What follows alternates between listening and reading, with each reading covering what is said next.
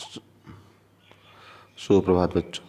आज हम आपके पाठ्यपुस्तक वसंत के प्रथम पाठ धन कविता का अध्ययन करेंगे।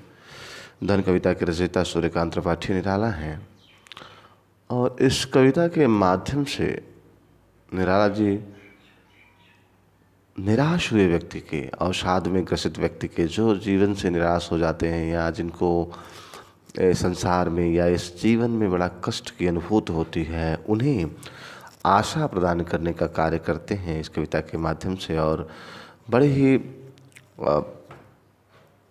अच्छे तरीके से वो उनको समझाने के एक प्रकृति के माध्यम से उनको समझाने की कोशिश करते हैं। और आइए थोड़ा सा जानते हैं सूर्यकांत त्रिपाठी निराला। निराला छायावाद के प्रवर्तक के रूप में भी माने जाते हैं। उन्होंने बहुत अच्छी कविताएं लिखी हैं और ये कविता इसी को ध्यान में रखते हुए कि जो सामान्य तौर पर व्यक्ति निराशा के दौर में चला जाता है, कभी कभी किसी काम को लेकर कोई उसका काम नहीं हो रहा है या तमाम परेशानी समस्याएं जीवन में आती रहती हैं, तो किस प्रकार से मनुष्य को आशावादी होना चाहिए और किस प्रकार से मनुष्य को प्रकृति से प्रेरणा लेकर अपने जीवन को संचालित करना चाहिए और खुशियों से भरना चाहिए, उन्हीं सब समस्याओं को लेकर सूर्यकांत त्रिपाठी निराला इसमें बात करते हैं। इस पाठ के माध्यम से वो ये भी कहते हैं कि हम जीवन को सूरज के समान ऊंचाई पर ले जाएंगे, यानी जो पूरे संसार में प्रकाश फैलाने का काम करे। मनुष्य को ऐसा होना चाहिए, ऐसा बनना चाहिए कि उस लोगों को खुश कर सके, प्रभावित कर सके और खुशियों को बांट कर। तो आइए थोड़ा सा पाठ के बारे में पढ़ते हैं और उसकी व्याख्या देखते हैं। कहते हैं कि अभी न होगा मेरा अंत, अभी अभी ही तो आया है, और मेरे बन में मृदुल बसंत, अभी न होगा मेरा अंत। निराला जी कहते हैं, सूर्यकांत त्रिपाठी निराला, इस कविता के माध्यम से कि अभी न होगा मेरा अंत। अभी न होगा मेरा अंत तात्पर्य कि उनका अंत अभी नहीं होगा, क्योंकि अभी अभी ही तो आया है मेरे बन में मृदुल बसंत। कहते हैं अभी अभी तो मेरे जीवन में, मतलब मेरे जीवन में बसंत रूपी यौवन यानी बसंत रूपी अच्छाइयाँ अभी अभी तो आया है मेरे जीवन में। अब बसंत रूपी उतार चढ़ाव अभी अभी तो मेरे जीवन में आया है, इसलिए अभी मेरा अंत नहीं होगा। इन पंक्तियों में कवि, इन पंक्तियों के माध्यम से कवि अप्रत्यक्ष रूप से कहना चाहता है, प्रत्यक्ष रूप से कहते हैं प्रकृति का सहारा लेकर, कि उनका मन जोश और उत्साह से भरा हुआ है।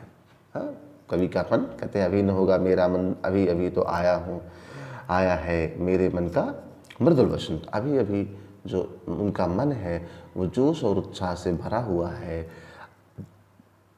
जब तक वे अपने लक्ष्य को पा नहीं लेंगे, कहते हैं जब तक वो अपने लक्ष्य को पा नहीं लेंगे तब तक उनका अंत नहीं होगा।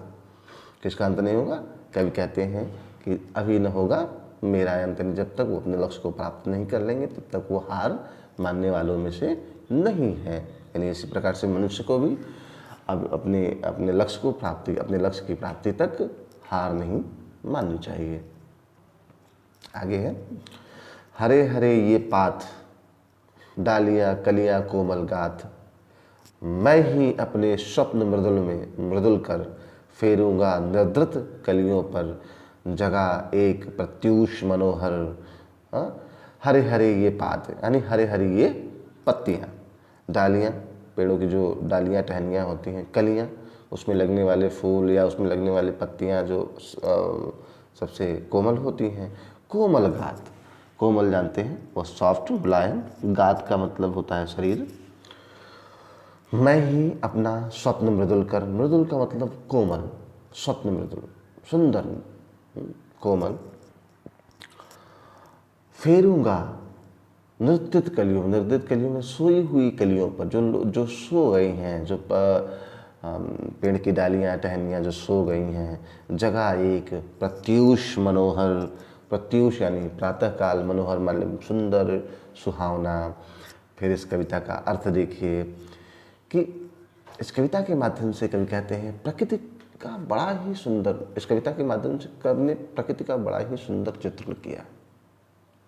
कहते हैं कि हमारे चारों तरफ हरे हरे ये गात, हरे हरे ये पात, हमारे चारों तरफ कैसे हैं, हरियाली छाई हुई है, यानी पेड़ पौधे, हरे भरे पेड़ पौधे, खली कलियां खिली हुई हैं।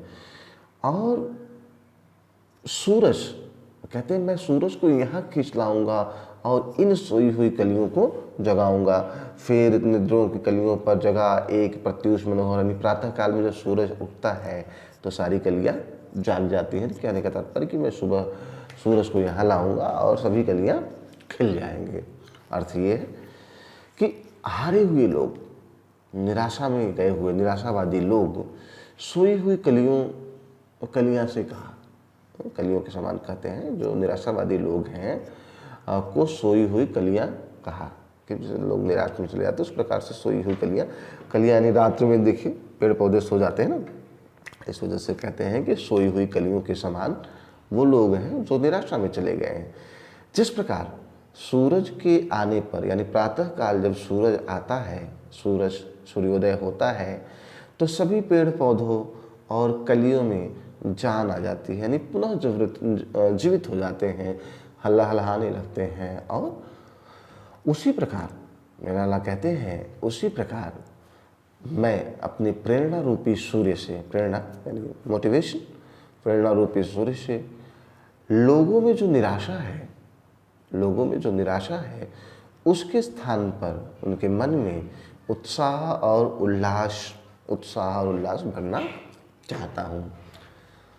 इस तरह देखिए, इस तरह सूर्यकांत त्रिपाठी निराला हार मान चुके लोगों को नया जीवन देना चाहते हैं, इस कविता के 4 पंक्तियों के माध्यम से।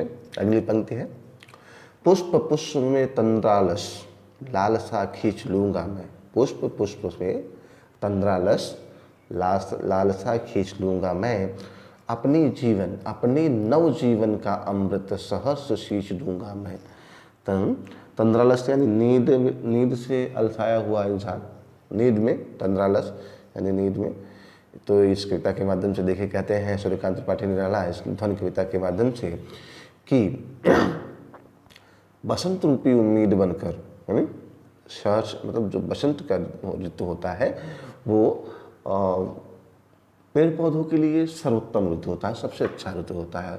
बसंत यानी बरसात का मौसम, नहीं, बसंत यानी मार्च और अप्रैल के मौसम, होली के समय का मौसम। इसलिए ये मौसम प्रकृति के लिए सर्वोपर होता है, सबसे अच्छा होता है।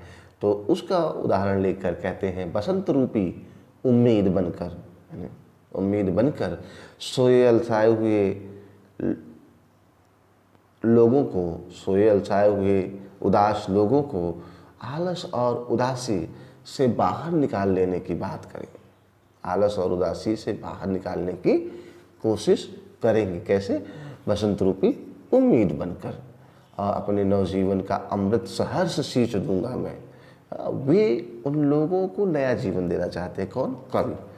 कवि जो है लोगों को नया जीवन देना चाहते हैं। कहते हैं पुष्प पुष्प से तंद्रालस खींच लूंगा मैं। जब आप बसंत ऋतु में पुष्पों को देखिए, बसंत ऋतु में प्रकृति बहुत ही खूबसूरत हो जाती है और हर प्रकार के पुष्प फल लगते हैं अधिकतर। कहते हैं कि आगे देखिए, कहते हैं इसलिए उन्होंने कहा कि मैं हर पुष्प से आलस व उदासी खींचकर उसमें नया जीवन, नवजीवन का अमृत भर दूंगा, नवजीवन का अमृत भर दूंगा। अंतिम लाइन है, द्वार दिखा दूंगा उनको, है वे मेरे जहां अनंत, अभी न होगा मेरा अंत। कभी फिर यही कहते हैं कि मेरा अंत अभी नहीं होगा। पंक्तियों के माध्यम से कहना चाहते हैं कि मैं सोए हुए फूलों का तात्पर्य यानी निराशावादी लोगों को जीवन जीने की कला सिखा दूंगा, यानी कैसे जीवन जिया जाता है वो मैं सिखा दूंगा। किसको? सोए हुए लोगों को जीवन जीने की कला सिखा दूंगा। फिर वो कभी उदास नहीं होंगे, अगर एक बार मैंने उनको जीवन जीने के द्वार दिखा दूंगा उनको, यानी एक बार मैं अगर उनको जीवन जीने की कला सिखा दूंगा तो कभी फिर उदास नहीं होंगे और अपने जीवन को खुशियों से जिएंगे, अपने जीवन को खुशमय बनाएंगे। कवि का मानना है कि अप्रत्यक्ष रूप से जो कवि कहना चाहते हैं कि जो हमारी युवा पीढ़ी है परिश्रम करेगी।